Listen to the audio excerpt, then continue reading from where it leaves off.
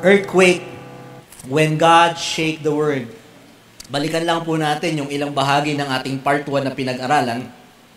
On verse 6, nabasa po natin, it is God who shaketh the earth out of her place and the pillars thereof. I do believe yung tinutukoy pong paglindol dito ay hindi lamang symbols, but it is a literal earthquake o lindol na kaganapan. It is a natural calamity or catastrophe. And it says here, it is God who shaketh the earth. It is not just natural, hindi lamang dahil sa mga paggalaw sa ilalim ng lupa, hindi lamang dahil sa siyensya. It is not just natural, but it is supernatural. It is not just the movement of the nature that caused the earthquake, pero maliwanag pong sinabi ng Biblia na sa bawat lindol, ito po ay dahil sa kamay ng Panginoon. And every time na may lindol, meron pong pangungusap na nais ipaalala at ipahatid ng ating Panginoon. And last 2 weeks, we talk about some instances in the Bible na nagkaroon ng lindol. At sa bawat lindol pong yon ay merong ibinibilin or mensaheng ipinapaabot ang Panginoon. The first earthquake mentioned last 2 weeks ago, especially in the New Testament, has something to do with the earthquake of redemption. Yung lindol ng katubusan. From the Matthew chapter 27, makikita po natin dito yung mga panahon ng huling buhay or huling hininga ng ating Panginoon. At 9 a.m. in the morning, Jesus Christ was brought in the Mount Golgotha or in Mount Calvary. Sa lugar na yon, siya po ay nabayubay, siya po ay napako sa krus until afternoon. Pagdating po ng tanghaling tapat, nagdilim ang kalawakan, ang langit sapagkat he was covered by his Father. Hindi makita ng kanyang anak, ayaw makita ng ama ang kanyang anak sapagkat ang anak niya ay nagdurusa. At ito ay puno ng kasalanan at ang kasalanan yun ay hindi sa kanya, kundi kasalanan ng sanlibutan. And 3 p.m. in the afternoon, Jesus Christ say His final words. Winika ng Panginoon ang kanyang huling salita. Sinabi niya, Tetelestai, it is finished. Tapos na. Tapos na ang aking misyon. Father, into your hands I commend my spirit and gave up the ghost. Namatay ang Panginoon, at nung namatay ang Panginoon, agad na lumindol in Mount Calvary. There was an earthquake there at the cross where the great work of redemption had been done. The great works of redemption. Ano po ba yung redemption? Ulitin ko. Yung redemption po ay katubusan. Ano ang dapat tubusin? Sapagkat ang tao minsan pa ay may maayos na relasyon sa Diyos, pero dahil sa pagkakasala, ang relasyon yon ay naghiwalay sa atin sa Diyos. At ang kasalanan ay may kabayaran. Ang kasalanan ay merong kabayaran kung paanong sa lupa na ang tao ay nagkakasala din, pero pag nagkasala, gusto'y may hustisya at may kabayaran. Ang Diyos pa kaya na hindi nagkakasala, kailangan may kabayaran ng kasalanan. God is a God of love. Mahal ng Diyos ang lahat ng tao. Pero dahil may kasalanan ng tao, hindi siya makakarating sa langit. Malibang tubusin muna at bayaran. Sapagkat kung makapapasok ang taong makasalanan sa langit, hindi siya magiging matuwid at hindi siya magiging Diyos. Pero kailangan ng katubusan ng kasalanan. And all throughout the Bible, iba't ibang paraan ang ginawa ng tao upang matubos, mabayaran ang Diyos sa ginawang kasalanan. May mga iba't ibang sakripisyong ginagawa.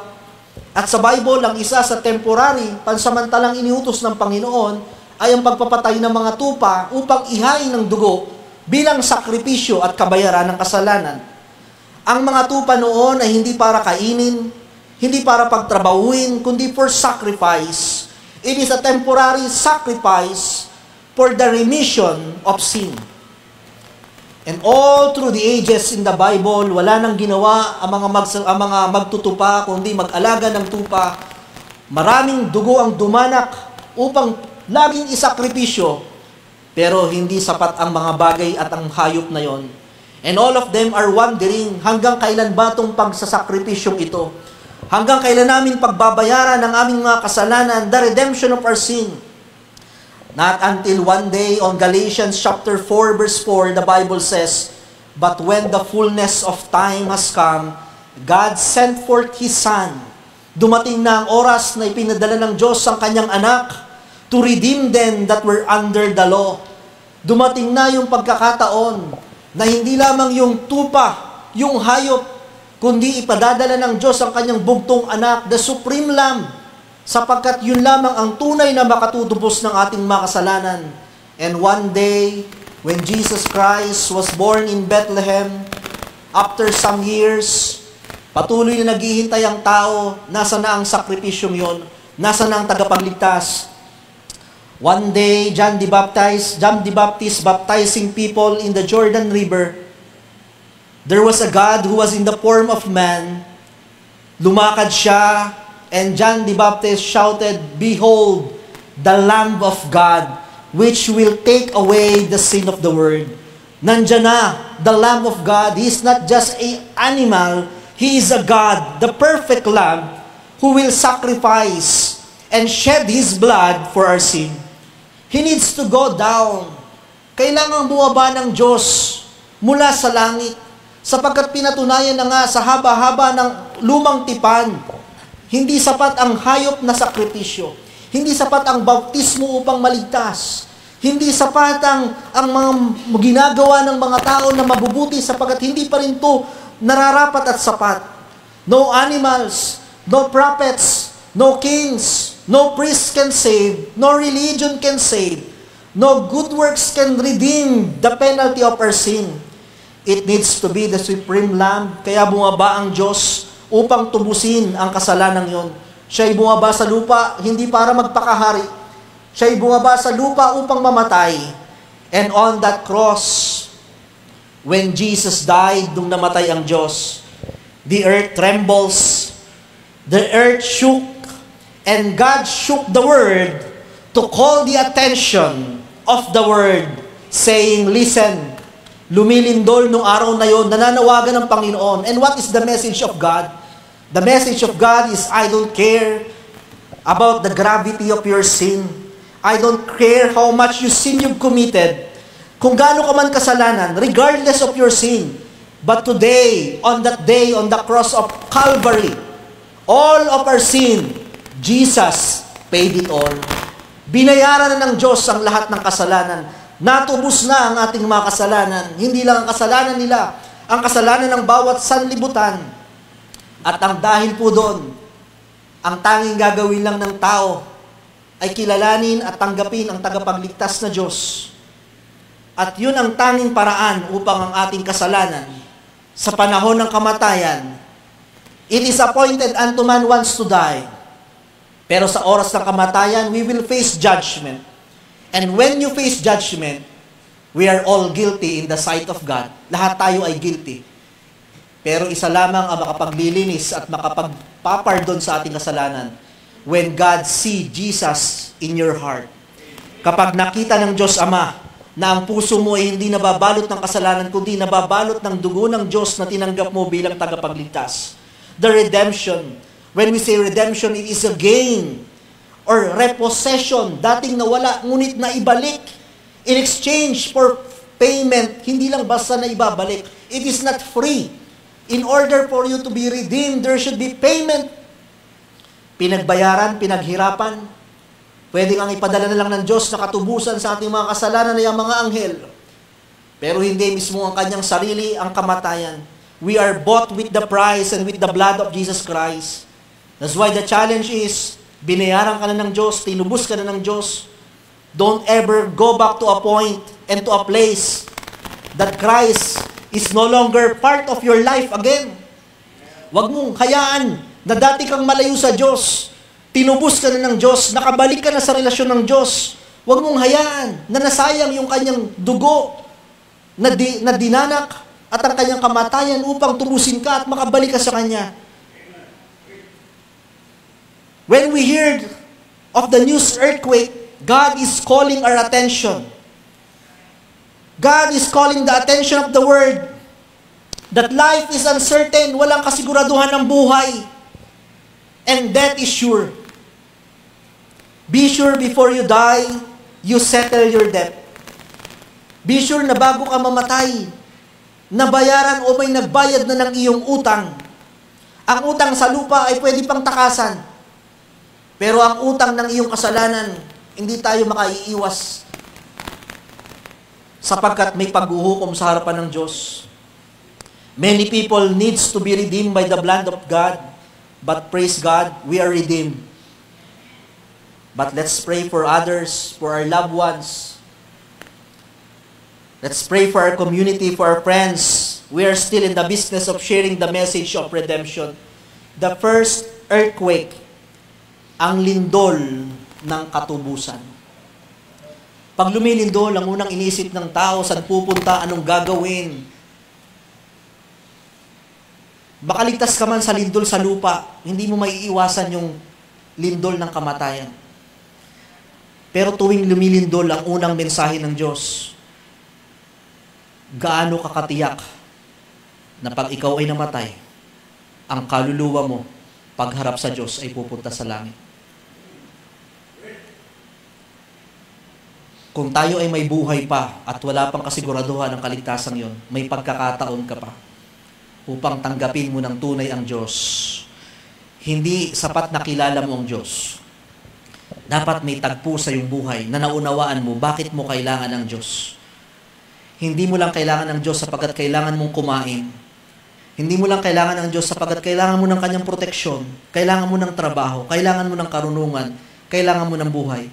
Ang pinakang dahilan ba't kailangan mo ang Diyos? Sapagkat sa oras ng kamatayan, walang anumang pwedeng makapagligtas, tanging Diyos lamang. Maaring may mga taong nabubuhay ngayon ng walang Diyos.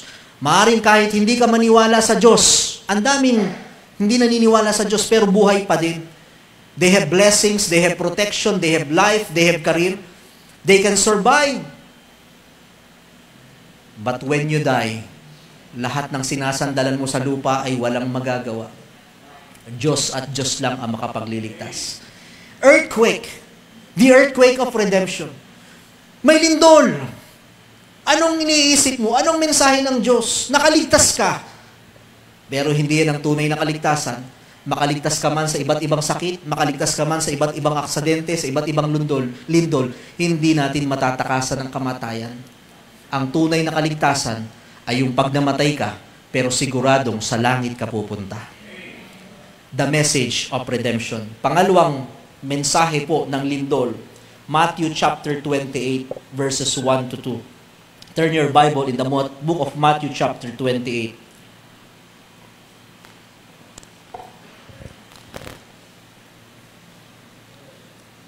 Makalipas po ang ilang araw nung namatay ang Panginoon, from 27 to 28, ito po ang nasasabi.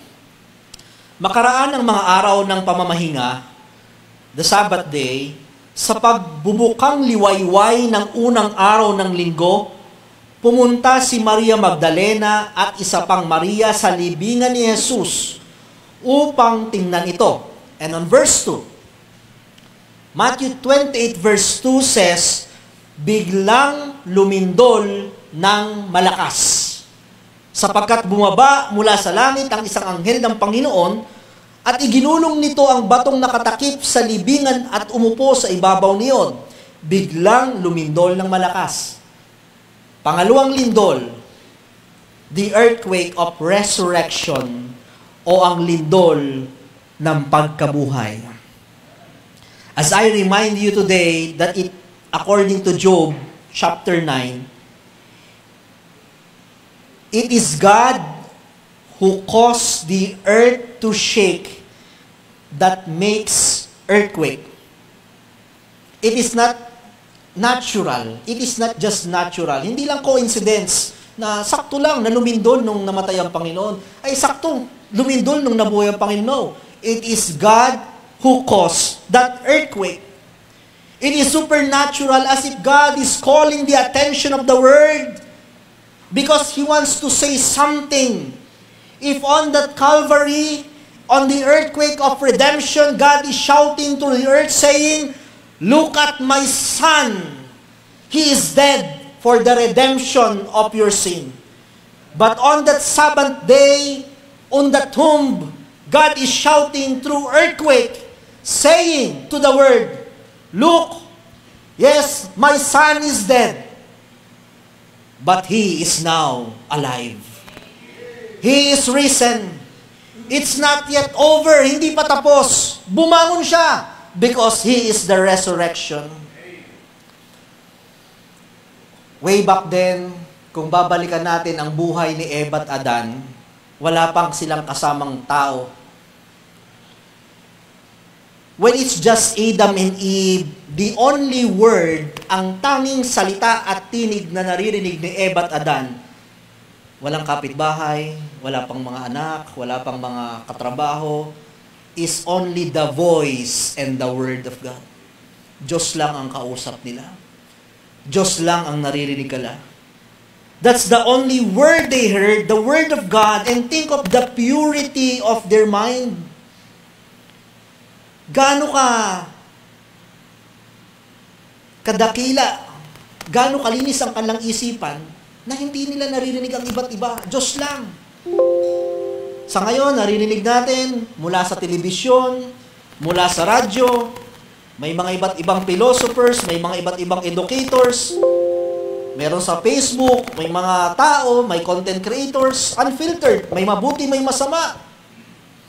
Naririnig natin ang mga kabutihan, ang karunungan, meron ding mga kasinungalingan, may mga tinig na nagagalit, may mga tinig ng kasamaan, may mga salitang mapagkunwari, may mga sari-sariling turo, filosofiya, may mga nagsusumpaan, may mga nagmumurahan, all of the voice, but the voice of a sinner. But think of Adam and Eve during that time. All that they hear is God's word.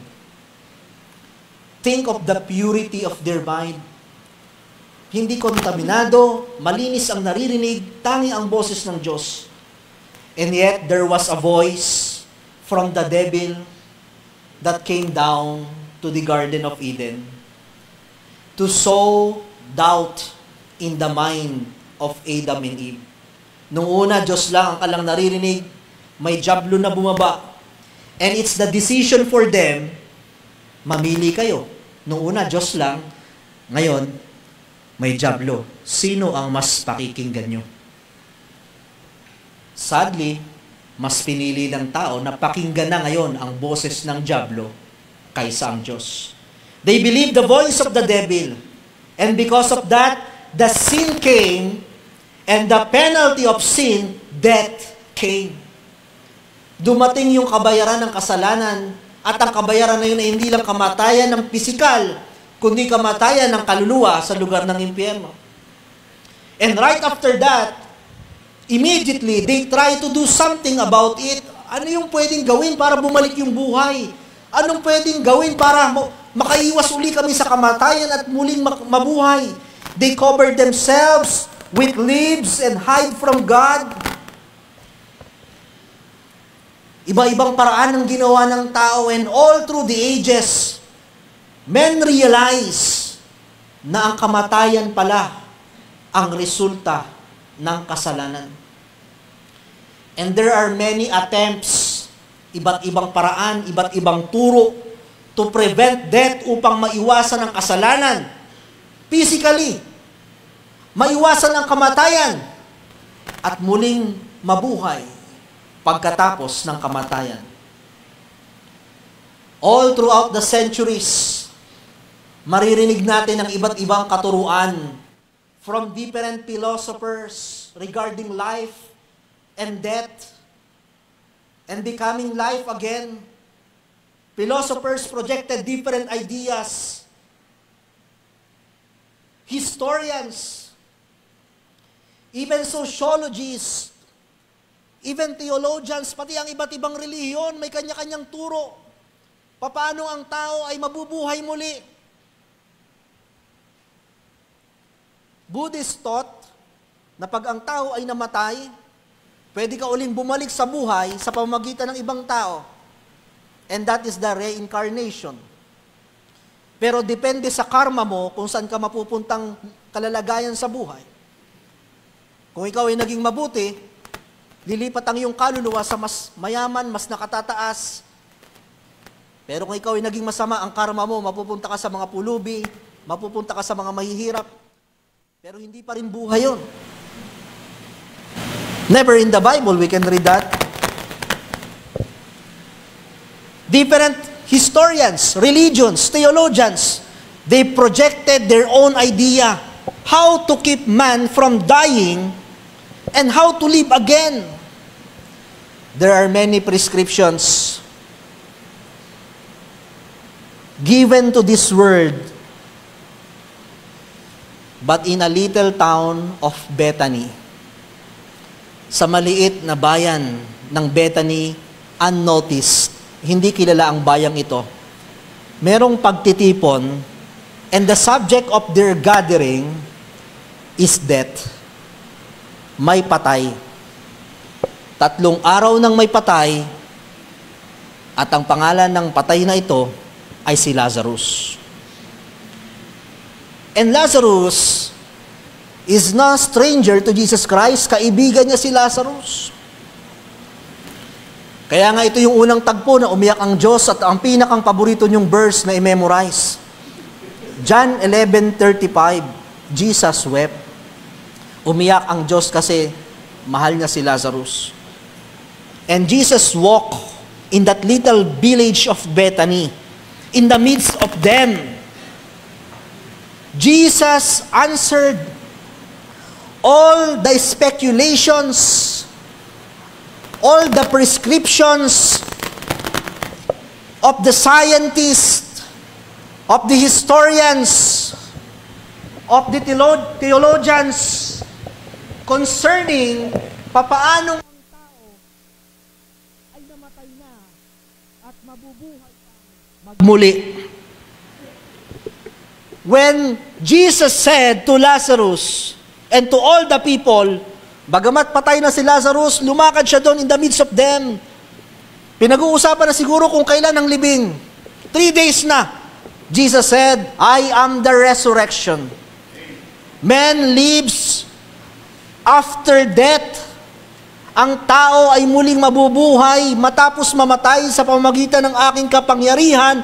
If he lives and believes in me, he will never die.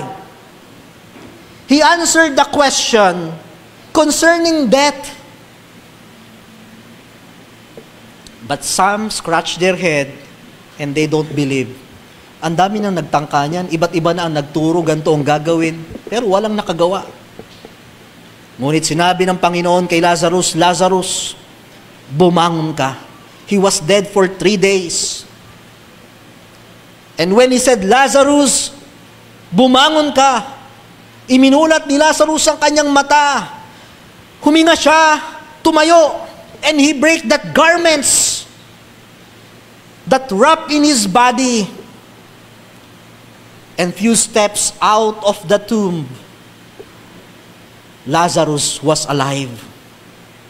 God had proven that He was the power over death. Pinatunayan ng Diyos that He has the power of resurrection. But still, they don't believe. Ano kayang salamang kang ginamit nito? O baka naman kakutsaba lamang yun. They don't believe. But He will prove it again. Pinatunayan uli ng Panginoon. In the house of Jairus, there was a prominent man, mataas na katungkulan ng taong ito, who humbled himself, bagamat hindi siya kumikilala sa Diyos, pero dahil sa karamdaman ng kanyang anak, her daughter was gravely vexed, matindi ang karamdaman. Kahit hindi siya naniniwala, kahit hindi siya Hudyo, napalapit siya sa Panginoon.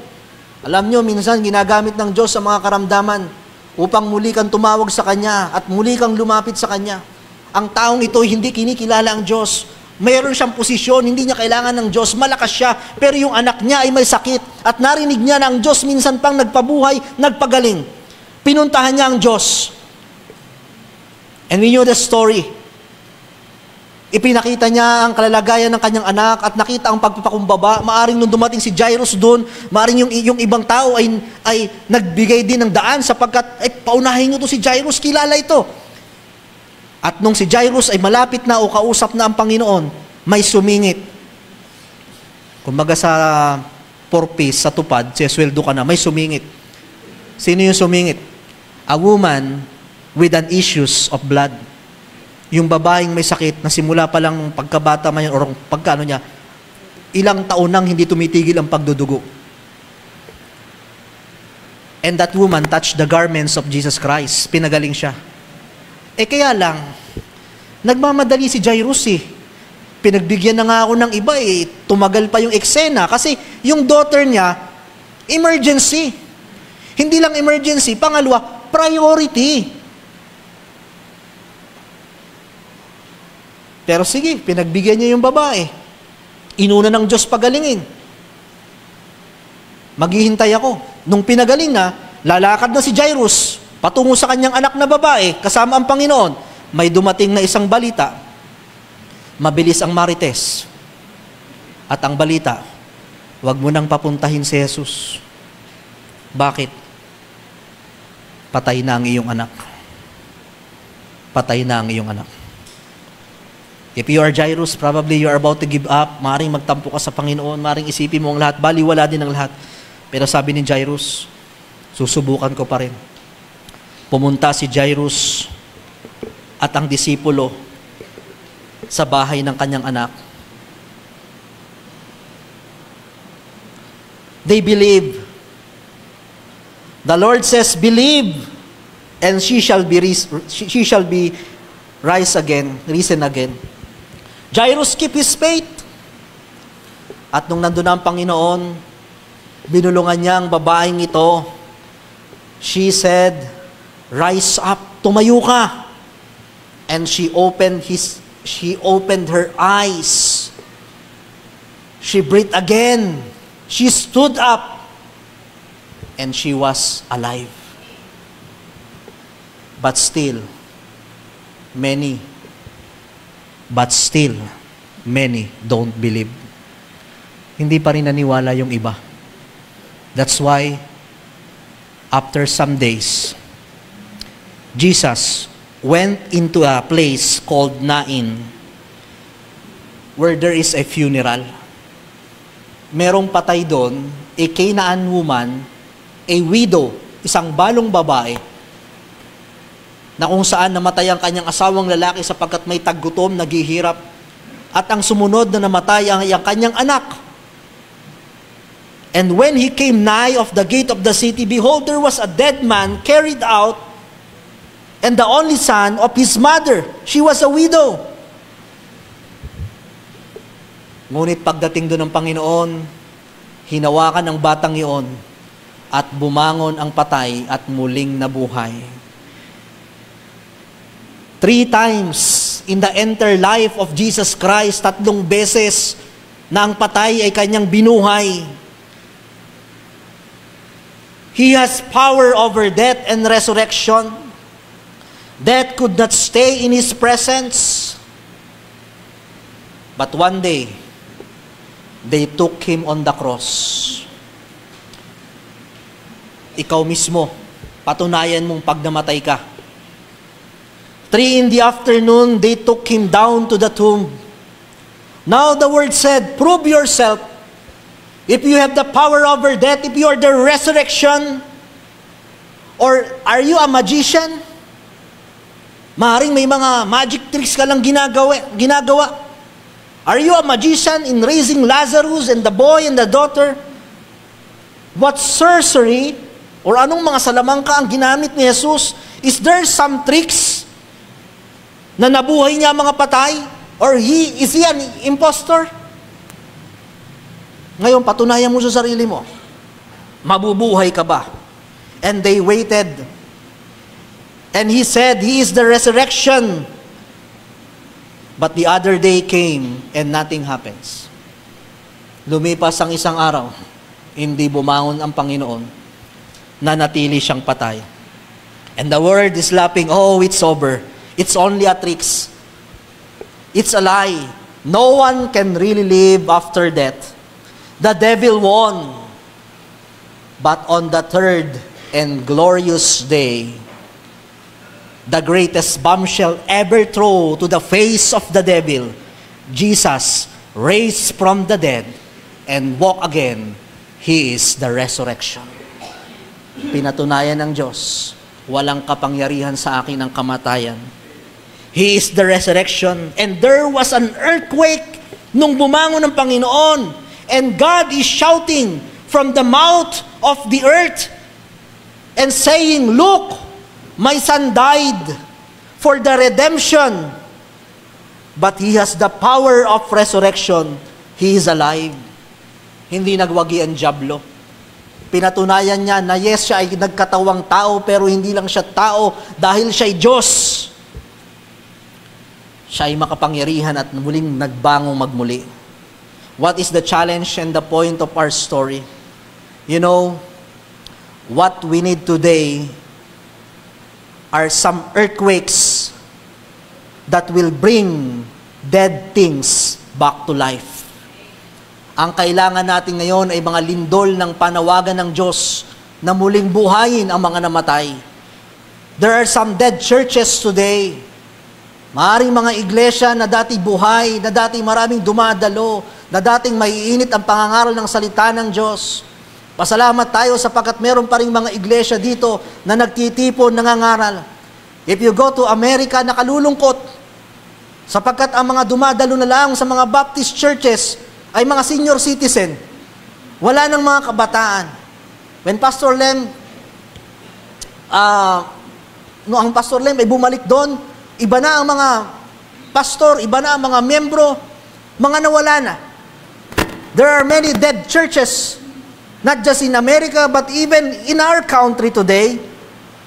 Ang kailangan natin ngayon ay lindol na magpapaalala sa atin, na ang mga patay ay pwede pang mabuhay. Dead churches. We need an earthquake today that will bring dead things to back life.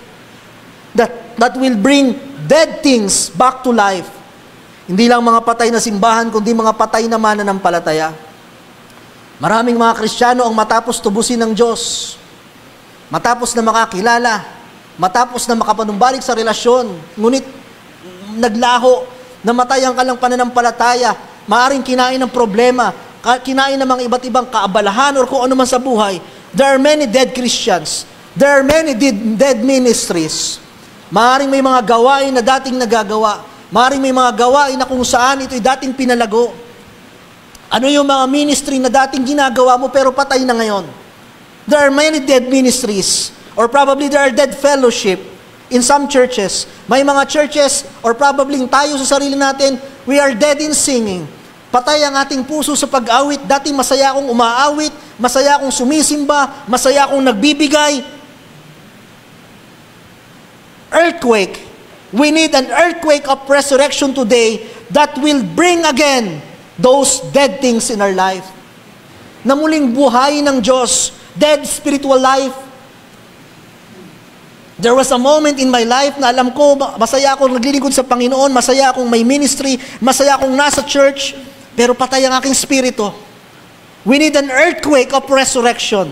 An earthquake that will bring our dead spiritual life back to life.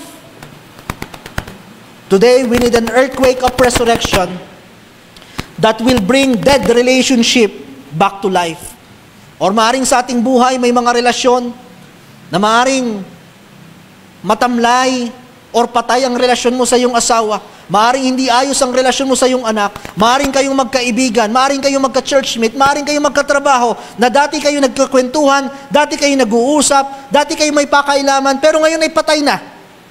You need an earthquake of resurrection that will bring that dead relationship back again to life. Today, we have a dead economy. Patay ang ekonomiya ng ating bansa. Kailangan nating manalangin na muling makabangon ang bansang ito mula sa kamatayan ng ekonomiya. There are so many dead things that need to rise again. But through earthquake, sa tuwing lumilindol May pangalawang panawagan ng Diyos. God is calling our attention kung ano man yung mga namatay sa atin. It can be the church, it can be your ministry, it can be your spiritual life, it can be your relationship, it can be your dreams. You must stay alive. And it must be risen again.